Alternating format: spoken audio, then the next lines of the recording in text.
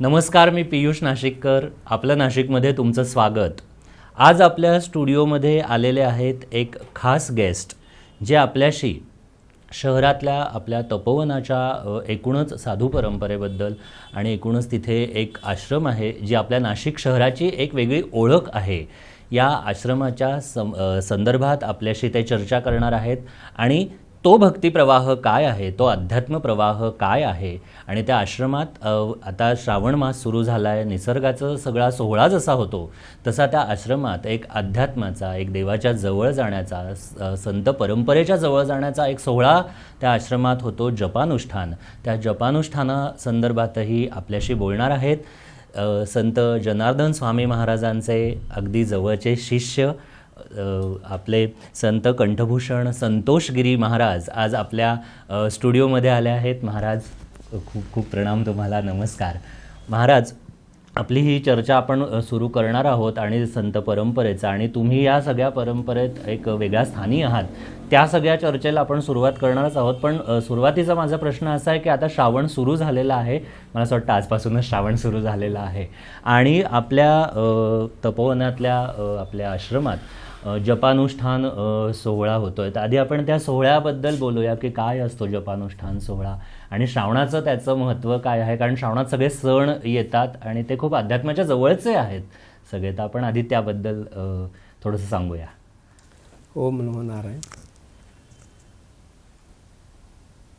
शिवस्वरूप जनार्दन स्वामी महाराज, परमश्रद्धेय स्वामी माधवगिरीजी बाबा यांच्या कृपाशीर्वाद, भगवान श्री शर्वाईश्वर प्रसन्न, श्री राष्ट्रसंत सद्गुरू जनार्दन स्वामी आश्रम तपोवन या ठिकाणी राष्ट्रसंत सद्गुरू जनार्दन स्वामी आश्रमपासून स्वामीजीपासून आपल्या आश्रमात श्री शर्वाईश्वराची प्राणप्रतिष्ठा केली. तेव्हापासून श्रावणात, दर श्रावणाला म्हणजे वर्षभर, पण श्रावणमध्ये अगदी पहिल्या दिवसापासून संपूर्ण महिना बरेच भक्तजन दर्शनाला येतात. एक नियम लावून देतात, आता श्रावण लागला दररोज भगवान शर्वाईश्वराची पूजा करायची, अभिषेक करायचा, बिल्वपत्र व्हायचं, पूजा करायची आणि जनार्दन स्वामींचं दर्शन घ्यायचं, बाबांचं दर्शन घ्यायचं. श्रावण म्हणलं का भक्तजनांचा महापर्व काळ, विशेष म्हणजे शिवभक्तांचा. श्रावण महिना हा प्रत्येक महिन्याचा महिमा आहे. श्रावणाचा महिमा असा आहे, भगवान शंकराची भक्ती, त्यामध्ये संपूर्ण श्रावणामध्ये भगवान शंकर जिथं जिथं मंदिर आहे आणि जी भक्तमंडळी भक्ती करतात, श्रावणात शंकराची पूजा करतात, तर तिथं प्रत्यक्ष भगवान शंकर आलेले असतात. आणि म्हणून लवकरात लवकर प्रसन्न होणारा देवादिदेव महादेव भोळा म्हटलेलं आहे त्याला, कैलाशीचा देव भोळा. सगळ्या संतांनी हा तो किती भोळा आहे आणि थोड्या उपचारामध्ये कसं प्रसन्न होतो. देव हा जो भगवान शंकर आहे त्यांना आशुतोष म्हटलेलं आहे, म्हणजे थोड्या उपचारामध्ये प्रसन्न होणार. थोडं म्हणजे किती? बेलचं पान, एक बेलाचं पान, बेलपत्रिका, तांदूळ दोन्ही आणा बरोबर. भगवान शंकराला बिल्वपत्र फार प्रिय आहे, आणि तांदूळ हे भगवान शंकराचं स्वरूप आहे. सफेद कर्पूर गौरम करुणावतारम संसार सारम भुजगेंद्रहार. आणि म्हणून भक्तांनी चंदन लावलं पाहिजे, भस्म लावलं पाहिजे, भगवान शंकराला अभिषेक केला पाहिजे, ते बी तांब्याने केलं पाहिजे. आजकाल बरंच आम्ही बघतो दुधाची पिशवी आणतात, दाताने फोडतात आणि ती टाकतात, ती केलेली नाही पाहिजे. तुम्ही शुद्ध जल घेऊन या. गंगेचं आणलं तर खूपच छान, माता गंगा गोदावरी मैयाचं, म्हणजे कोणत्याही तीर्थात ते तांब्यामध्ये घ्या. तांब्या चांगला घसलेला पाहिजे, नाही तर ओळखू येत नाही तो तांब्याचं आहे का कसला आहे. आणि म्हणून शुद्ध जल, सगळं मन शुद्ध पाहिजे, जल शुद्ध पाहिजे, भक्ती शुद्ध पाहिजे.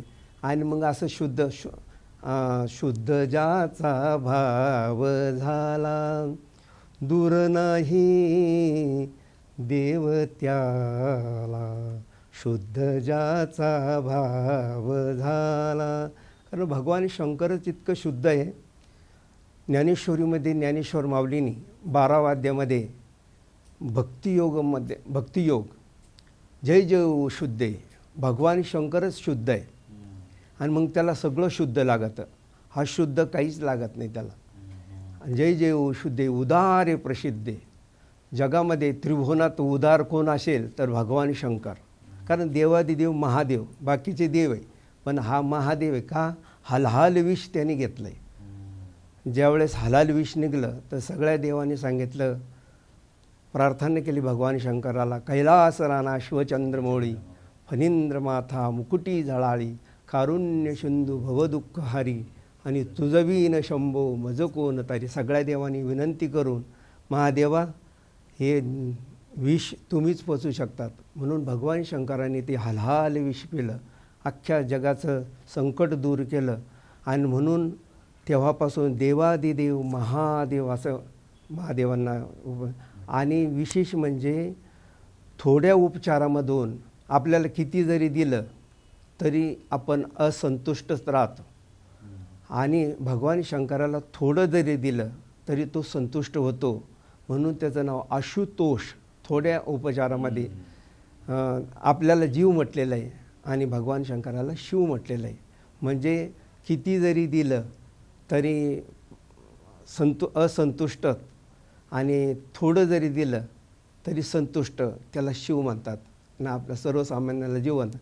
म्हणून जीवाने शिवाकडे जायला पाहिजे. प्रत्येक जीवाने जायला पाहिजे. मग कोणत्या संप्रदायाचा असो, पंथाचा असो, कोणत्या धर्माचं कोणी असो, श्रावणमध्ये भगवान शंकराची पूजा केलीच पाहिजे. कारण भगवान शंकर हे आदिनाथ गुरु, सकळ सिद्धांचा मच्छिंद्रतायाचा मुख्य शब्द आदिनाथ गुरु येते त्यांच्यापासूनच. आणि भगवान शंकरच प्रत्येक जीवाला भक्ती देत राहतात. आणि जो भक्ती करतो, भक्ती विन मुक्ती, बळीविन शक्ती. ज्ञानेश्वर माऊली हरिपाठा म्हणतात, भावीविन भक्ती. या भक्तामध्ये जर भाव असेल तर त्याच्या अंतःकरणात भक्ती भगवान शंकर देतात. आणि मग त्या भक्तीनंच मुक्ती मिळत राहते. आणि भगवान शंकर म्हणजे ज्ञानाची देवता आहे, ती मुक्ती देणारी देवता आहे, ज्ञानाची देवता आहे. आणि म्हणून पिंडीचं मुख जे आहे ते उत्तरेला असतं, ज्ञानाची देवता असल्यामुळे. आणि आपल्या सर्वेश्वराचं जे मंदिराचं मुख आहे ते उत्तरेला आहे, आणि पिंड जे आहे ते पूर्वेला आहे. आणि पूर्वेला जे असतं आपण म्हणतो ना राईट, पूर्वेला जे ईशान्य दिशाला जर असेल तर सर्वाच्या मनकामना पूर्ण होतात. आणि म्हणून आपल्या संपूर्ण जगातून तर लोक येतात, पण विशेष म्हणजे श्रावणामध्ये सर्व मंडळी येऊन भगवान शंकराची मस्त पूजा करतात. पहिलं नंदीचं दर्शन घ्यायचं. आता नंदीवर पण पाणी टाकायला सुरुवात केली लोकांनी, त्या कासवावर बी पाणी टाकायला सुरुवात. असं नाही आहे. भगवान शंकर ही जलदेवता आहे. ओम भवाय जलमूर्ते नमः. अष्टमूर्ती शंकरमध्ये वर्णन केलं आहे की भगवान शंकर ही जलदेवता आहे. आणि म्हणून त्यांना कायम जल लागतं, म्हणून कायम अभिषेक केला पाहिजे. म्हणजे शुद्ध जल, शुद्ध गाईचं दूध आणि अभिषेक जर केला तर 100% त्या व्यक्तीला फळ मिळतं. आणि अभिषेक करायचा, बिल्वपत्र व्हायचं, अखंड बिल्वपत्राचं म्हणजे अखंड बिल्वपत्र. ते बिल्वपत्र तर त्रिदलम त्रिगुणाकारम त्रिनेत्रम च त्रययुधम त्रिजन्म पाप संहारम एक बिल्वम शिवार्पण. बिल्वाष्टकमध्ये खूप वर्णन केलं. एक बिल्वपत्र भगवान शंकराला व्हायलं ना, झाली भगवान शंकराची पूजा. बाकीला त्याला काही लागत नाही. ते देवाला भावनेचा तो भुकेला म्हणून एक बिल्वपत्र भक्तांनी या श्रावणमध्ये पहिल्या दिवसापासून व्हायला पाहिजे. संपूर्ण महिना काय फळ देईल त्याचं तुम्हाला लगेच पाहायला मिळेल. आणि म्हणून भगवान शंकराला बिल्वपत्र व्हायचं, चंदन लावायचं, भस्म लावायचं, त्याची आरती करायला तर आरती करायची. हे जे ज्योतिर्लिंग आहे, संपूर्ण पिंड म्हणजे पार्वती माता आहे. आणि संपूर्ण जग म्हणजे पार्वती माता आहे. पिंडीचा आकार ते प्रतीक म्हणून पिंड आहे. आणि ते जे शिवलिंग आहे ते एवढं त्या पिंडीमध्ये मावून ते लिंग तर ज्योतीप्रमाणे उरलं म्हणून ज्योतिर्लिंग. आपल्या भारतामध्ये 12 ज्योतिर्लिंग आहे. विशेष म्हणजे आपल्या महाराष्ट्रामध्ये 5 ज्योतिर्लिंग आहे. भगवान त्र्यंबकराज, भगवान भीमाशंकर, भगवान औंढा नागनाथ, भगवान परळी वैजनाथ आणि भगवान घृष्णेश्वर असे 5 ज्योतिर्लिंग 12 ज्योतिर्लिंगापैकी. तर आपल्या महाराष्ट्रामध्ये खूप हे 5 ज्योतिर्लिंग असल्यामुळे जिथं जिथं भगवान शंकराचं ज्योतिर्लिंग आहे खूप गर्दी आहे तिथं. आणि आपले शर्वेश्वर नाशिकच्या पूर्वेला ईशान्य दिशेला आहे. ते नाशिकचं खूप भाग्य आहे. आणि त्या शर्वेश्वराच्या मंदिरावर जनार्दन स्वामींनी अशी रचना केली आहे की ते संपूर्ण मंदिर हे सरस्वती यंत्रासारखं आहे. वरून जर आपण शूटिंग घेतली ड्रोननी तर सरस्वती यंत्र आहे. वर कळसाच्या खाली सप्तऋषी आहे. आतापर्यंत कोणत्याही मंदिरावर नाही. ज्या मंदिरावर सप्तऋषी आहे तिथं प्रलय काल होणार नाही.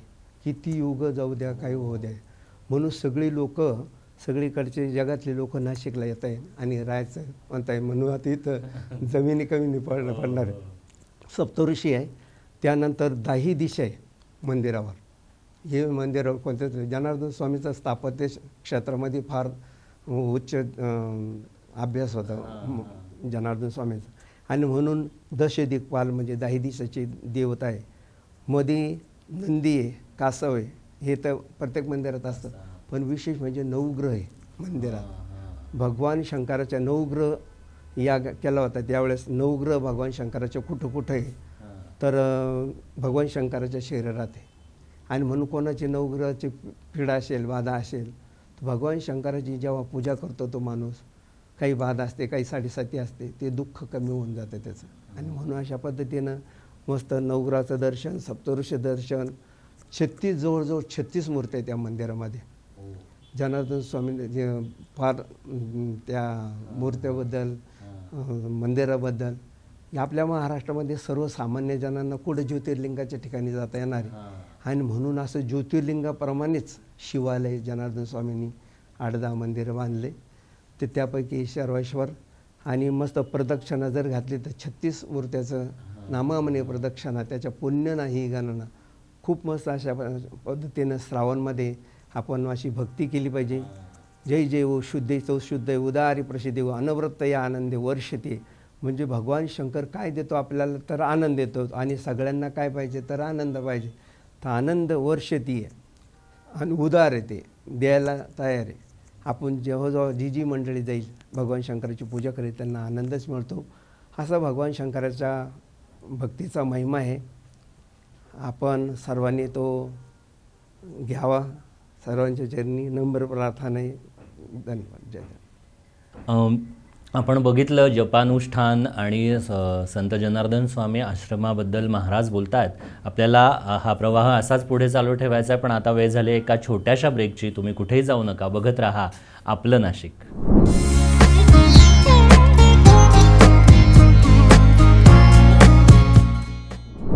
ब्रेकनंतर तुमचं पुन्हा एकदा स्वागत. आपण बोलतो आहोत कंठभूषण संतोषगिरी महाराजांशी. आणि महाराज आपल्याला जपानुष्ठान आणि जगद्गुरू राष्ट्रसंत जनार्दन स्वामी महाराज यांच्याबद्दल आपल्याला बोलायचं आहे. आश्रमाबद्दल आणखी बोलायचं आहे. कुंभमेळ्याबद्दल बोलायचं आहे.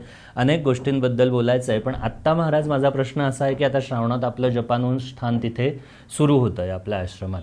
तर मुळात अनुष्ठान म्हणजे काय आणि ते अनुष्ठान केल्याने काय घडतं, आपल्यामध्ये काय बदल होतात आणि आपल्या पदरात काय पडतं अनुष्ठान केल्याने, आपण त्याच्याविषयी थोडंसं सांगा.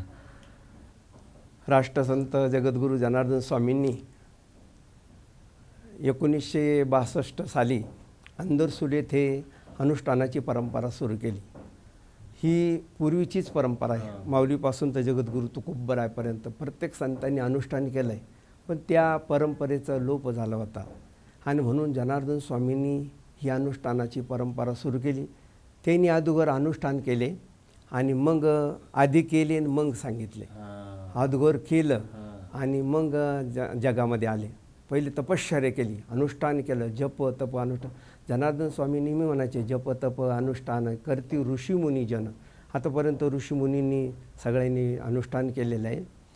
हे जप तप जप म्हणजे काय, जपलं पाहिजे. ज म्हणजे जन्मापासून आणि प म्हणजे जन्मापासून जे पाप केल्या जातं ते जन्मापासून केलेलं पाप जातं, म्हणून जप त्याला ज्ञानदेव मौन जपमाळा अंतरी, हरिपाठात माऊली म्हणतायत ज्ञानदेव मौन जपमाळा अंतरी तरुणी श्रीहरी जपे सदा. जप करताना मौन असलं पाहिजे माऊली म्हणतायत. आणि म्हणून जनार्दन स्वामी हे मौनगिरीच होते. आणि म्हणून त्यांनी अनुष्ठान सुरू केलं तर सुरुवातीला थोडी मंडळी बसली, कारण माहीतच नव्हतं कोणाला परमार्थ कशा संघ खातात काही माहीत नव्हतं. अनुष्ठान म्हणजे काय, हे म्हणजे काय, ते म्हणजे काही नाही. पण जेव्हा जनार्दन स्वामींनी ही अनुष्ठानाची परंपरा सुरू केली, प्रथम त्यांनी अगोदर प्रत्येक अंदरसुलात जास्त तप केलं आणि मग जातेगावपासून प्रत्येक ठिकाणी त्यांनी ते अनुष्ठान मांडलं. जिथं तिथं आश्रम आहे तिथं ते अनुष्ठान मांडलं. आणि मग आपल्या नाशिकमध्ये शर्वेश्वर मंदिराच्या प्रांगणामध्ये तपोवनामध्ये, हे तपोवन आहे, ही भगवान श्रीरामांची आणि लक्ष्मणजी जाता माता जानकी यांची तपस्थली आहे. म्हणून तपोभूमी इथं राहिले, जप केला, तप केला. म्हणून आता भगवान श्रीराम कोणाचे तप करायचे तर भगवान शंकराची पूजा करायची, भगवान शंकराची पूजा करायची आणि भगवान शंकर रामाची पूजा करतात. आणि म्हणून ती तपोभूमी म्हणून तपोवनात अनुष्ठान. आता हे जे अनुष्ठान आहे हे पावसाळ्यामध्ये, जसं आपला कुंभमेळा आहे तो पावसाळ्यामध्येच येतो. आणि म्हणून नाशिक क्षेत्री कुंभमेळ्याचं ठिकाण असल्यामुळे पवित्र असं ठिकाण आहे. पुण्यसलेली गंगा गोदावरी मैया या ठिकाणी जुळजुळ वाहते. अशा गोदावरीच्या ठिकाणी आणि उत्तरेला शर्वेश्वर महादेव मंदिराचं स्थान आहे. अशा पुण्य ठिकाणी तपोवनामध्ये जर अनुष्ठान केलं तर त्या भक्तांना इतकं पुण्य भेटतं. आता अनुष्ठान म्हणजे काय आपण विचारलं तर अनुष्ठान म्हणजे अधिष्ठान. आपल्या जीवनामध्ये कोणाचं तरी अधिष्ठान पाहिजे. समर्थ म्हणतायत सामर्थ्य आहे चळवळीचे जो करील तयाचे, ते भगवंताचे अधिष्ठान पाहिजे. अनुष्ठान म्हणजे भगवंताचं अधिष्ठान. मग आपण ज्या संप्रदायाचे असेल, भगवान श्रीरामांच्या संप्रदायाचे असेल तर भगवान श्रीरामाचा जप करतात. भगवान शंकराचे शिवपंथ असेल तर भगवान शंकराचे मंत्र जपतात. आता जनार्दन स्वामीचा जो पंथ आहे तो शिवपंथ आहे आणि त्यांचं आराध्य भगवान श्रीराम आहे. आणि म्हणून जनार्दन स्वामी तपोवनामध्ये विश्रांती घेतली त्यांनी, त्यांचं आराध्य श्रीराम आहे. आणि म्हणून जनार्दन स्वामींनी ते अनुष्ठान सुरू केलं. प्रत्येकाला हे भगवंताचं अधिष्ठान प्राप्त व्हावं.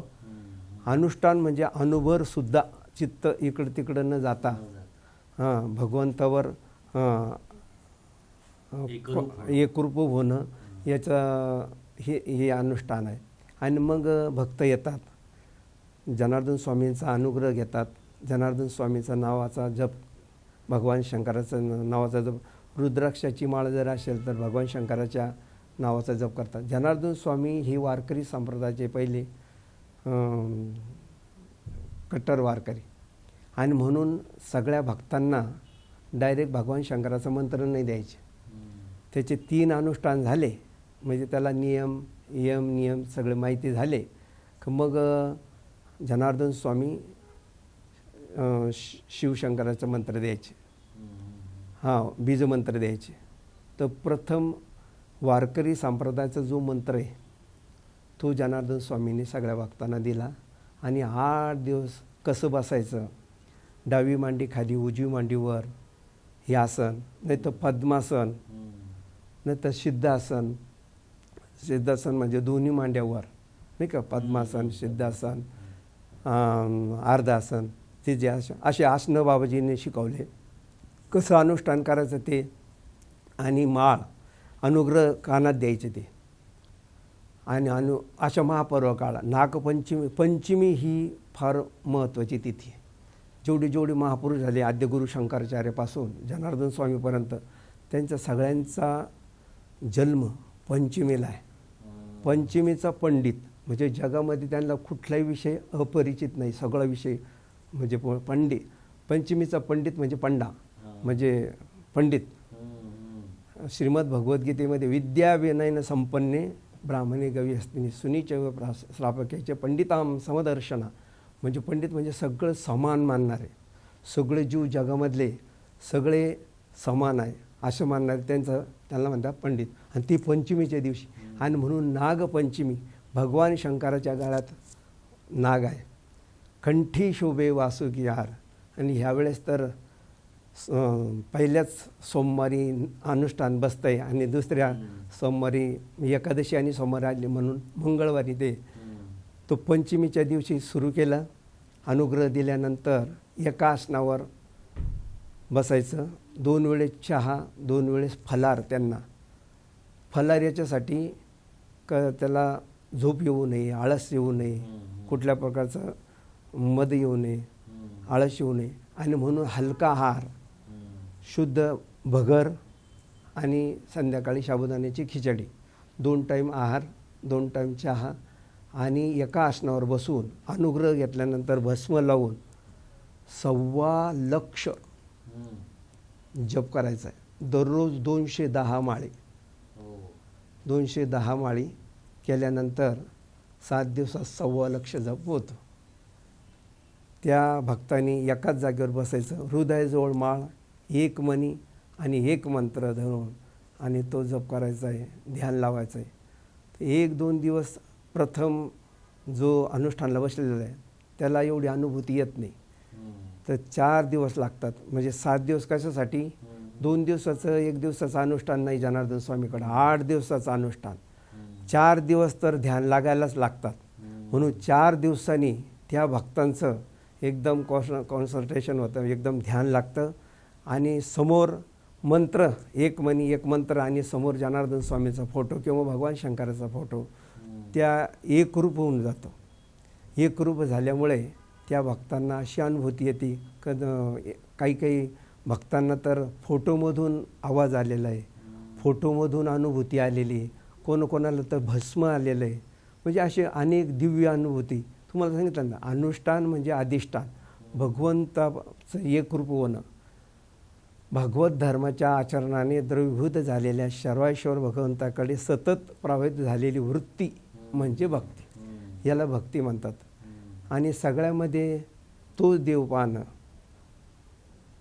त्याला अधिष्ठान म्हणतात. एकदा अधिष्ठानांना सुरू केलं का अनुष्ठान, मग ती व्यक्ती भक्तिमय होऊन जाते, आणि भक्तीनंच मुक्ती मिळते, म्हणजे देव मिळतो, आणि देव मिळला की जीवनाचं सार्थक होतं.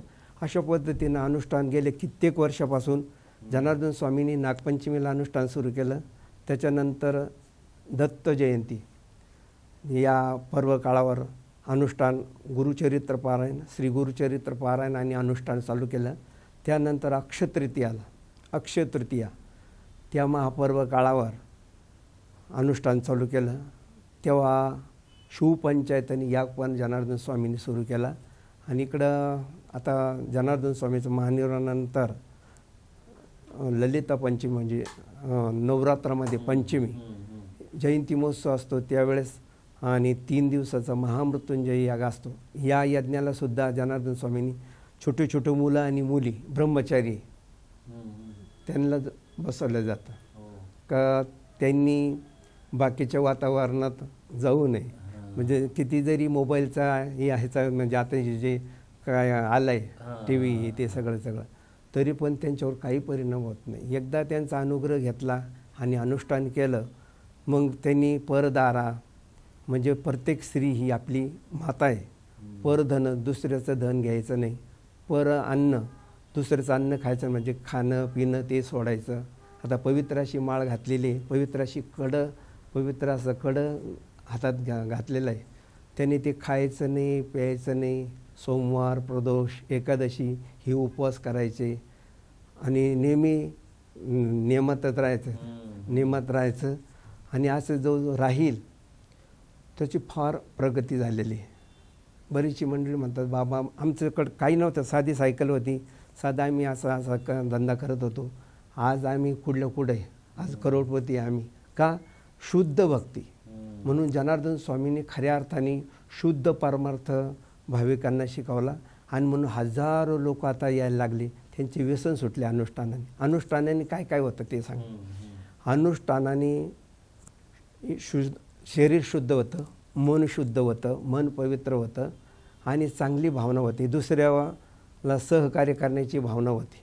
म्हणजे अगोदर तो खूप दादा होता, त्याच्याकडं भांडणं मिटवायला येतात, आहे का नाही, भांडणं करायचे, हे करायचे, दादा होता. पण आता भांडणं मिटवायला येतं त्याच्याकडं, बाबू आमचं भांडण मिटवून टाका. म्हणजे त्याची जी आसुरी प्रवृत्ती आहे, दोन प्रवृत्ती, एक आसुरी आणि दैवी. 16 अध्यायामध्ये श्रीमद भगवद्गीते आसुरी संपत्ती आणि दैवी संपत्ती. आसुरी संपत्तीचे लोक खातात पितात, देवाला मानत नाही, काही नाही काही नाही काही नाही. आणि जे दैवी संपत्तीचे लोक आहे ते भगवंताला मानतात, भगवंताची पूजा करतात, भगवंताचं पारायण करतात, हनुमान चालीसाचा पाठ करतात, संतांना म्हणजे अन्नदान करतात, सप्ताह करतात, पारायण करतात. आणि म्हणून जनार्दन स्वामींनी आता जे आसुरी वृत्ती होती ती जवळजवळ नष्ट केली त्या अनुष्ठानामध्ये. आता तुम्ही जर आदिवासी भागामध्ये गेले, त्यांना काही माहीत नव्हतं. आज ती मंडळी मस्त स्नान करून शुद्ध भगवान शंकराची पूजा करतात, जप करतात, अनुष्ठान करतात आणि मस्तपैकी आपलं कामधंदा करतात. म्हणजे त्यांचे संसार जे आहे ते गोकुळासारखे झाले. म्हणजे चांगल्यापैकी संसार उभे, म्हणजे बुडलेले संसार उभे केले जनार्दन स्वामींनी. असं संत गोंदवलेकर महाराज म्हणतात, तोडक्या मोडक्या म्हणजे जे गोष्टी नीट करण्याचा कारखाना म्हणजे संत. फार सुंदर व्याख्या केली. सांगत तात्पर्य का जे कारंजले गांजले त्याशी म्हणून जी वापरली. हे जगद्गुरू तुकोबरायांनी हे जे वचन सांगितलं ते जनार्दन स्वामींनी म्हणजे तंतोतंत ते रंजले गांजलेले होते, खात होते, पित होते आणि त्याच्यामध्येच रंजून जात होते. त्यांना काय माहीत नव्हतं पारमार्थ, माळ कशी वाढावी, उपवास कसा करावा, काय काय नाही. पण आज जी मंडळी ते सगळं त्यागून मस्त सुंदरपैकी उपवास करताय, स्नान करताय, विधी करताय, पूजा करताय आणि जीवन त्यांचं धन्य करून घेतलेलं आहे.